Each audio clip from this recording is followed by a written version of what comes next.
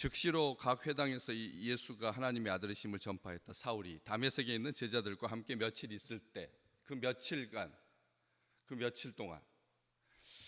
며칠 동안이 휴식의 시간이 아니라는 거죠. 제자들과 함께 담소를 나누면서 차를 마시면서 분위기 있게 우아하게 자기 자신의 과거의 삶을 아주 흔쾌하게 통쾌하게 서로 나누면서 그렇게 내가 과거에 뭐 이랬었다 하는 것을 뭐 자랑하고 간증하고 하는 그런 시간이 아니었다는 거죠. 며칠 동안 머물러 있는 동안 짧은 시간이었는데 질적으로 깊은 그런 아주 온전한 시간, 성도의 교제와 사귐이 있었던 그런 시간인데 그 며칠 있을 새 즉시로 각 회당에서 예수가 하나님의 아들이심을 전파했다. 참 놀라운 일입니다. 우리가 이 엎어진 김에 쉬어간다는 말, 그런 말 쓰지 않습니까?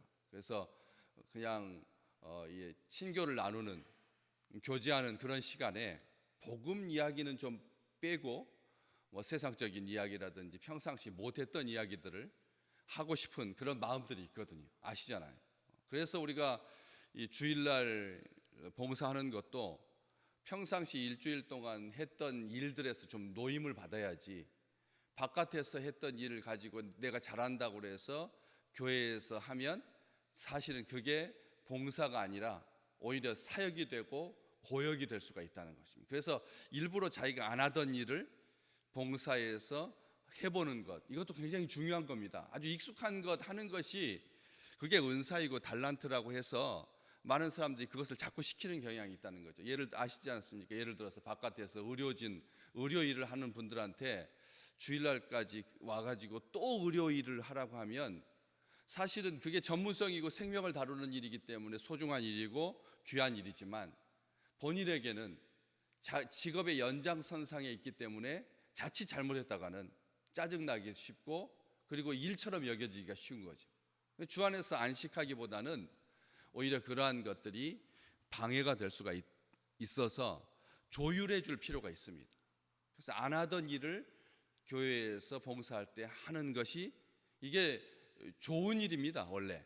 그런데 우리가 자칫 이런 일들을 하면서 성도의 사귐과 교제 시간에 우리가 복음하고는 상관이 없는 그냥 친교하는 동호회, 취미생활, 이러한 것들이 훨씬 더 사람을 신선하게 하고 할 것 같은데 사울은 그렇게 하지 않았다는 것이죠. 즉시로, 왜 즉시라는 말을 안 쓰고 즉시로라고 하는 말을 썼을까요? 이 자격격, 도구격 조사를 왜 붙이는 걸까요? 우리가 즉시 각 회당에서 예수가 하나님의 아들이심을 전파하니 하면 훨씬 더 그의 인간적인 노력과 열심을 더 잘 보여줄 것처럼 보여지지 않습니까? 우리가 그렇지 않습니까? 즉시했다, 즉각 순종했다 하지 아니하고 왜 즉시로라고 하는 말, 이 시간을 다루시는 하나님의 영역이거든요. 사울이 자기 열심으로 한 것이 아니었다는 것입니다. 하나님께서 그에게 순간조차도 허비하지 아니하도록, 아멘, 순간조차도 낭비하지 아니하도록 하나님께서 역사하신 거지. 사울이 사흘 동안 이제 쉬었으니까 정말 다시 한번 열심을 내서 똑같은 열심으로 과거에 했던 그 열심 가지고 그 열심으로, 이런 의미가 아니라는 거예요. 즉시로라고 하는 말은 하나님께서 분초까지도 허비하지 아니하도록 우리를 사랑하시고 이끄실 줄로 믿습니다. 그렇지 않습니까? 분초를 낭비하지 않으시는, 이번에 나로호를 발사체가 발사되는 그 순간 그 0.01초까지를 제어했다고 하더라고요. 0.01초를 그 올라가는 그 순간에 이 4개의 클러스터 밑에 연소되는 그게 0.1초라도 어긋나면 한쪽, 우리가 생각할 때 아무것도 아닌 것 같은데 올라가면서 수백 킬로를 올라가야 되니까 여기에서의 0.01초가 위에서는 1분이 되고 2분이 되는 거죠. 그래서 그 본 궤도에 이렇게 딱 도달하지 못하는 겁니다. 우리는 이 정말 최고의 과학 시대를 살면서 우리가 체험하는 거예요. 우리가 생각할 때 여기에서의 약간 어긋나는 거 아무것도 아닐 것 같아도 그 네 개가 똑같이 그 원하는 대로 제어되지 않으면 방향에서 얼마나 크게 빗나갈 수 있는지, 우주에서의 0.01초는 그 벌어짐이 지옥과 천국 같을 수가 있습니다. 그렇기 때문에 그걸 제어하기 위해서 0.01초를 제어하기 위해서 얼마나 심혈을 기울였는지, 우리가 이 땅에 살아가면서 허비하고 낭비되는 시간이 없도록, 흘려보내지 아니하도록, 멍하게 있지 않도록 하나님께서 즉시로 사울을 사용하셔서 하나님의 일을 감당할 수 있게 해주셨다는 것이죠. 우리는 묵상과 명상, 기도, 금식을 핑계하려고 하는 경향이 있습니다.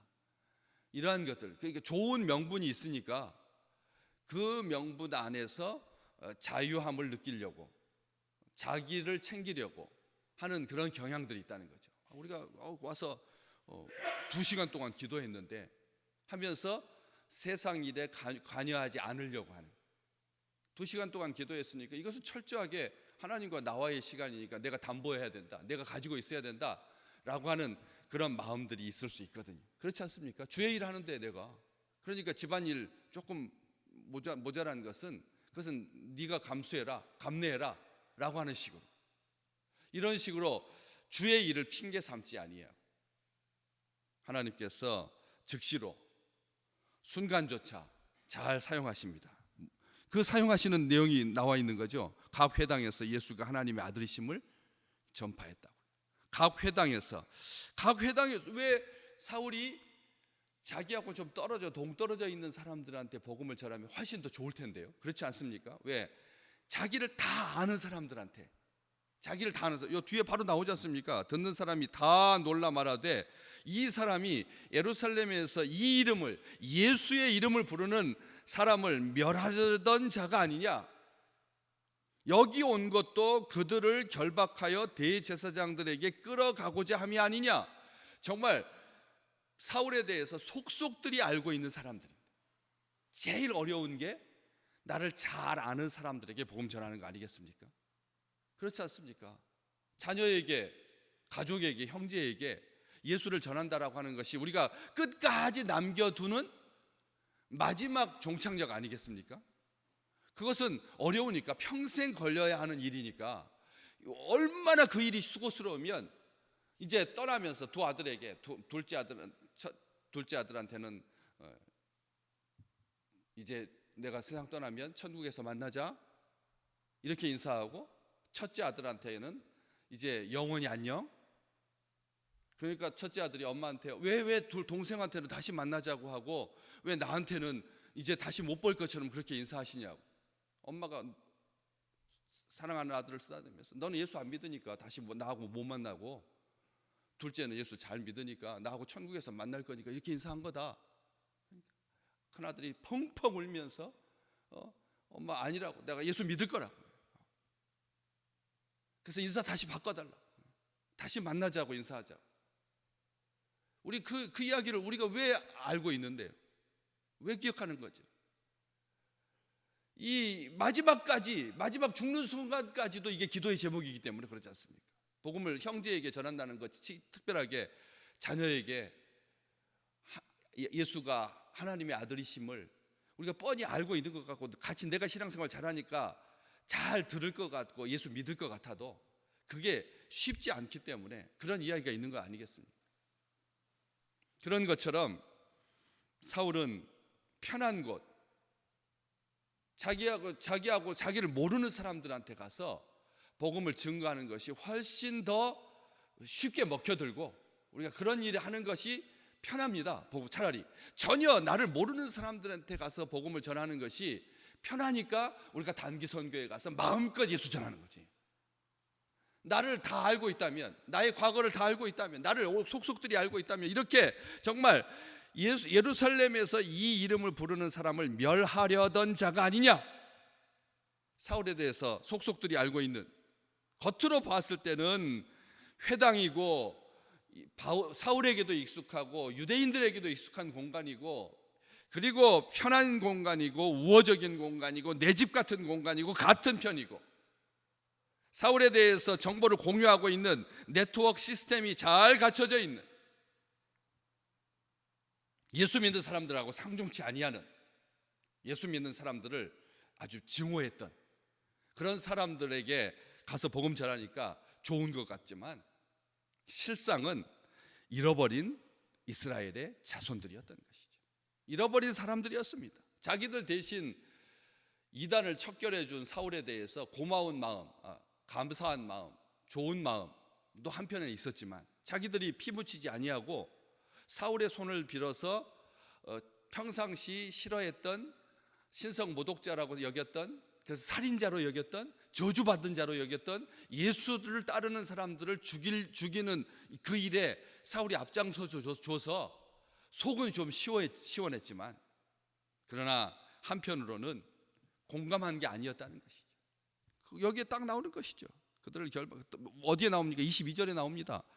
사울이 힘을 더 얻어서 예수를 그리스도라고 증언하여 다메섹에 사는 유대인들을 어떻게 하게 했다고요? 당혹스럽게 만들었다. 당혹스럽다. 그랬더니 어떤 일이 발생합니까? 23절에 여러 날이 지나매 유대인들이 사울 죽이기를 공모했다고.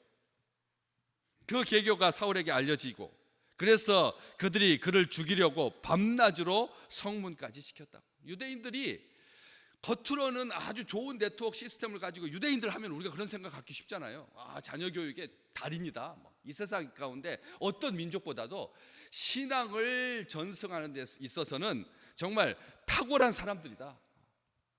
게다가 유대인의 손을 거치지 않는 물건들이 뭐가 있겠나. 이번에 그 러시아와 우크라이나의 전쟁을 치르면서 서방에 있는 나라들이 이스라엘 무기 정말 어마어마합니다. 우리가 생각할 때 그 군사적인 차원에서 이미 벌써 떠나 있습니다. 얼마나 GPS 그 개념부터 시작해가지고 우리가 지금 사들이려고 하는 수천문학적인 돈을 들여서 사고자 하는 무기체계에 이스라엘 백성들이 가지고 있는 그 놀라운 지식들, 지혜들, 온 세계 지금 앞으로 주님께서 다시 오시는 그날까지 충분한 먹거리를 확보하고 있는, 자율주행부터 시작해가지고 앞으로 나아가야 할 길에 이스라엘이 이게 손길이 미치지 않는 영역이 없을 만큼 정말 대단한 나라입니다. 아시잖아요. 우리가 여지껏 경험해 왔지 않습니까? 노벨상의 몇 퍼센트가 그들이다, 그들 거다 라고 할 만큼 그들의 잔치입니다. 그들의 리그입니다. 우리가 그렇게 갖고 있었던, 그 유대인들이 가지고 있었던 그 놀라운 연결성. 그런데 복음 앞에, 진리 앞에, 예수 앞에 대적이 되고 말고 원수가 되고 마는 것이죠. 형제요 친구요 같은 편이었는데 율법의 열심으로도 진정한 하나됨을, 일치를, 연합을 이룰 수가 없었다는 말입니다. 바울을 죽이려고 했습니다. 사울을. 유대인들이 자기 형제들인데 죽이려고 했습니다. 그렇게 열심으로, 율법의 열심으로도 하나를 이루지 못했다는 거죠. 세상적인 탁월한 지혜와 그리고 앞으로의 먹거리를 확보하고 놀거리를 확보하고 모든 것을 가진 것 같아도 그것이 진정한 하나됨을 이룰 수는 없다는 것입니다. 오히려 사울에 대해서 그 익숙함이 불리하게 작용합니다. 분노로 돌변합니다. 죽이려고 했습니다. 성문까지 얼마나 열심을, 진짜로 유대인들은 얼마나 열심히 했는지 사울을 죽이려고 밤낮으로 성문까지 시켰다고. 사울이 빠져나가지 못하도록. 다메섹에 그 성문, 빠져나가려고 하면야 딱 하나로 한 구멍이 아닌데 얼마든지 빠져나갈 수 있는 거죠. 나가려고 하는 사람, 세 사람이 달라붙어도 도망가려고 하는 사람 못 잡습니다. 알잖아요. 신창원 도망 다닐 때 온 나라가 다 그 잡으려고 했습니다. 얼마나 요리조리 잘 빠져나갔는데. 그런데 빠져나가지 않게 하려고 그런 열심을 다했는데 사울은 위축되지 아니하고 예수께서 담대하게 각 회당에서 예수께서 하나님의 아들이심을 전파합니다. 우리 요즘 프로그램 중에 재밌는 제목, 내 아이가 달라졌어요. 그게 웃기는 제목이다. 아이가 달라지냐? 부모가 달라져야지. 부모가 달라졌어요 하는 것처럼 사울이 달라졌어요. 사울이 변화된 겁니다.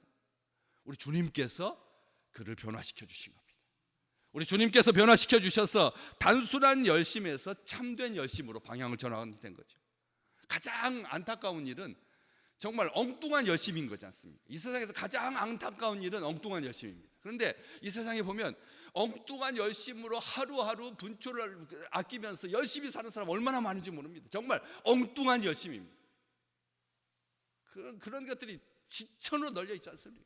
그런데 우리 주님께서 죽이려던 길에서 살리는 길로, 사람을, 예수 믿는 백성들을 결박하여서 죽이려고 했던 그 길에서 살리는 길로, 자기 딴에는 율법의 길이고 의의 길이고 광명의 길인 줄 알았는데 어둠의 길로 미끄러져 가져던 그 길에서 빛의 길로, 생명의 길로, 자유함의 길로, 행복한 길로 인도해 주신, 헛된 방향에서 참된 방향으로, 무의미에서 참된 의미로, 무가치에서 가치 있는 길로 오늘 또 우리 믿음의 식구들에게 우리 주님께서 인도해 주실 줄로 믿습니다. 한순간도 하나님께서 낭비하지 아니하도록 삶을 인도해 주시는 이 놀라운 하나님의 경륜과 섭리가 오늘 우리의 삶 가운데서 온전하게 실현되는 귀한 날 되시기를 주님의 이름으로 축복합니다.